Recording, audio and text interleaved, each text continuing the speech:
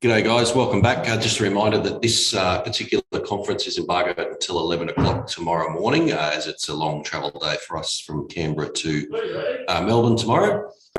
If you have a question, I see Louis got his hand up there. Ashton Agar, Louis. Hey Ashton, well done on the series win. How did you enjoy opening the batting, mate? It was fun. I was a little bit nervous, I must admit. It's not something I've done a lot of, but it was a really cool opportunity. Something new to think about, and I guess another area to try and improve on. Totally different experience, having a swinging ball moving around a little bit more in the power play. I know one ball hit me flush on the foot, so I've got a pretty sore foot at the moment, but overall, a really cool experience. What were the kind of tactical reasons behind it? Oh, I guess just to keep our, number 6, 7 and 7, well, particularly our number 7, as an out-and-out batsman. Having Wadey coming in at number 7 to me opening is the way we can still do that. Even though Wadey's one of the best opening batters going around, it's just another way of holding that amount of batters that we played in the World Cup, I guess. And on that, I guess, Ash, like you've spoken really nicely about, how you kind of handled that disappointment. Do you feel like maybe batting in the top 6, whether it's opening or not, might be your ticket to I guess staying in this team? Yeah, it could be. It could be. It's another challenge. I think that's, as a professional athlete, that's kind of what drives you. The next sort of challenge that you get to face, something that you get to improve and get better at. So now that I've got the opportunity to do it, it's just trying to build on that more and, I guess present that option if that option does come again. So, I've got a bit to think about now, but it's all really positive sort of stuff. Ben Hall. Hey, Ashton. Mate, are you excited about the Pakistan tour? I guess everyone's a bit uncertain about the conditions you might get over there, but we've seen in the past team Australia going to the subcontinent.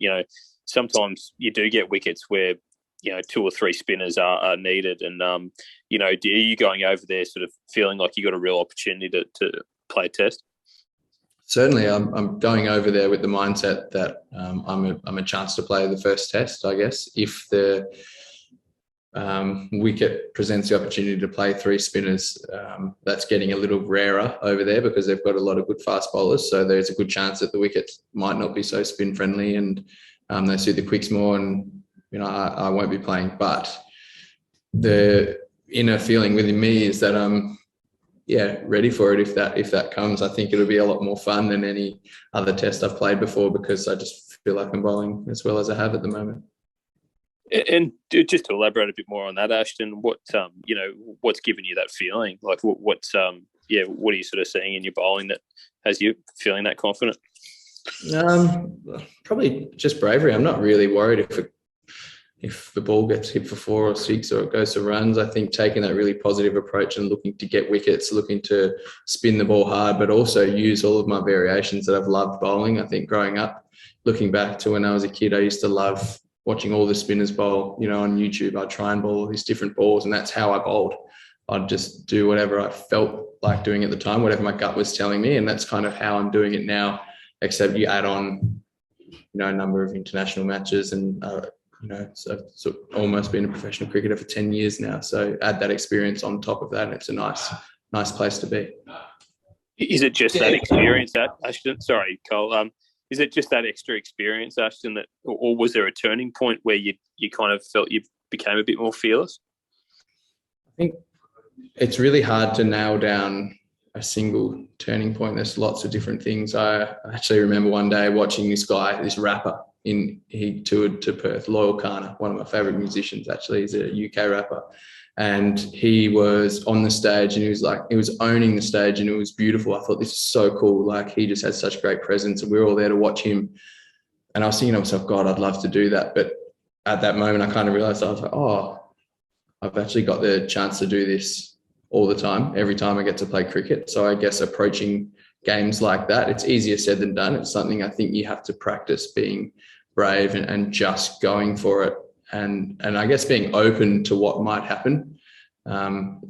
if I were to take the conservative route and just try and survive in this game, I think it'll be a bit of a miserable existence. So it's much nicer to try and thrive than survive, I guess. Canberra. Ashton, I thought I'd follow up on that. Is that mindset one that you've taken on since your last test in Bangladesh in 2017, or where was your kind of your head at that point? Definitely. I think it was around that time. I remember being nervous before that first test, and I remember being at the ground and thinking, I just could feel that anxious feeling that you get before a game, or particularly because I hadn't played a test in a long time. But I sort of had to remind myself I'd played against teams who were just as good as that Bangladesh batting lineup, and I'd played in front of much bigger crowds and with full confidence.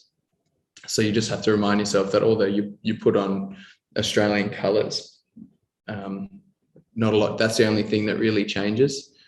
And I guess it's that you have to foster and practice that inner belief. Couple more here, And guys. sorry, Cole, just one in terms of being a spin bowler. Like, is that do you think needing to have that belief, wanting to have the ball when the game is up for grabs, like how critical is that? Because I suppose if you think about pace bowlers, I suppose they're in a way it's easier for them to defend themselves. Yeah, in a way. I mean, T20 is really challenging for all bowlers because batters are getting better all the time. But that's the great challenge about being a bowler in T20 cricket. You've got to work out ways to stay ahead of the game. We're seeing more now that spinners are becoming match winners in games, and that's really exciting looking to the future. So it's way more fun, wanting the ball in your hand, being open to what might happen. I guess the question I try to ask myself, and a question that something that I said to Wes actually in his cap presentation for Australia. I said, there's plenty of times where you think, oh God, what if it goes wrong? Probably the best thing to do is try and flip that around and say, what if it goes really well? And kind of go for that. Couple more here, guys. It's getting a bit late at night. Alex Malcolm, followed by Benny Horn. One more. Yeah, just a quick one, Ash. On opening the bank tonight, when were you told exactly? How much time did you have to sort of process it? And did you get the chance to speak to any of your batting mentors about plans and approaching it, given you haven't done a lot of it? Yeah, I had lots of, plenty of notice. I was told a couple of games ago that, if I was to play, there was a good chance that I'd bat up the top of the order. And that was said to me with real excitement, and it was received with great excitement as well. I had good chats to, Finchy, obviously. He's been an opener for a long time, chatted a fair bit to Stoyne. We talk a lot about the game and a lot about batting as well.